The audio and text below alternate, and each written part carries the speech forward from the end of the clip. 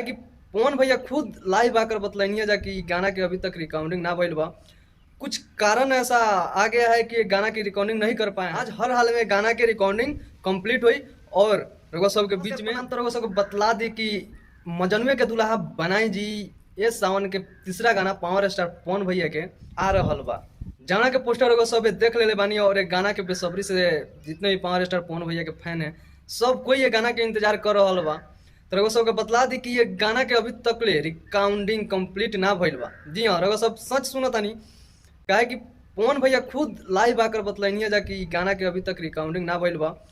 कुछ कारण ऐसा आ गया है कि गाना की रिकॉर्डिंग नहीं कर पाए हैं और रघुआ सब को बतला दी कि एक गाना के रिकॉर्डिंग आज हर हाल में किया जाएगा और आप सबके बीच में 2 से 3 दिन के अंदर एक गाना एजे फिल्म्स पर देखने को और सुनने को मिल जाएगा।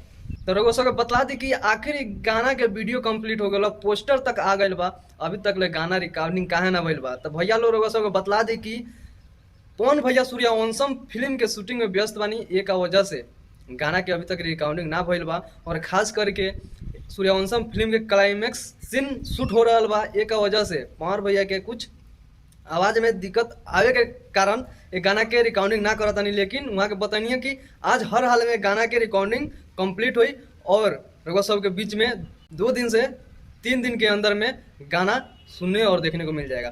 तो रघुआ सभी के ई अपडेट कैसा लागला कमेंट करके जरूर बतलाएं और एक गाना के कितना इंतजार रघुआ सब करतानी कमेंट करके जरूर बतलाएं। मिलत नहीं अगला वीडियो में, तब तक के लिए नमस्कार, हर हर महादेव।